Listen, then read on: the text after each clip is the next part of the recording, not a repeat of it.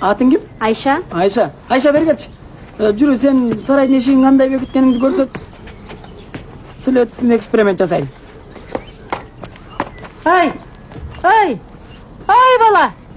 Четке чыкпы? Текшерип койчумун айлана. Жүрү дагы бир жол көрсөт. Мен эрке кулпуну короону өзүм келип ачкан болчумун. Мына моң кулпу. Мына бул жерде жатчы дайыма. Бул жерде, Ооба. Уургантип кирди. Кантип алып чыгып кетти? Жүрү ким Айша? Эшикти кандай бекиткенин көрсөтчү.